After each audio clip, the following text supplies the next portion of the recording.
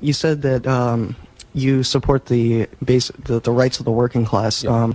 Why do you believe that the United States so violently tries to overthrow other forms of government, such as socialist governments, such as what happened in Chile in 1973 and in Cuba? Why is the United States responding with such moneyed interest? Good. Excellent question. Everyone hear the question? Okay. If you look, and not enough people do, and that gets me into a whole other issue, which is the media, which I want to talk about, because I'm very concerned about the media today and the degree to which a few corporations control what we see, hear, and read. But if you check American history, sometimes the president will tell you, well, we're always defenders of freedom. We believe in freedom. But if you check history, what you will find is that in many years, especially in Latin America, which way back from when President Monroe developed his Monroe Doctrine, we have the right to own Latin America, and we will tell any government there what we want to happen. That's the simple truth. So throughout our history, we have overthrown many, many governments. We didn't like their form of government. In the case of Chile, in 1973, what you had is an election in which a guy named Salvador Allende won the election.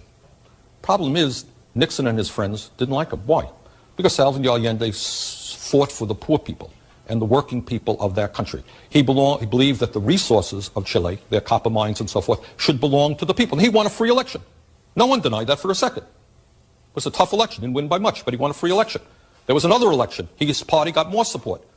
He was overthrown by the CIA and corporate interest, because corporate interest preferred, of course, that the United States companies dominate that country. And a lot of what politics is about, going way, way back to the 19th century, to England, France, is the domination of colonies so that big companies in a given country can take the resources of those countries for their own use. So I think that's what happened, and it was a very unfortunate day in American history. Allende won in a democratic election, was popular, was overthrown, and eventually killed. And in his place, a guy named General Pinochet took place, ran that country with an iron fist, killed many, many people, but he was okay. He was a good guy. Why? Because he was a friend of corporate America.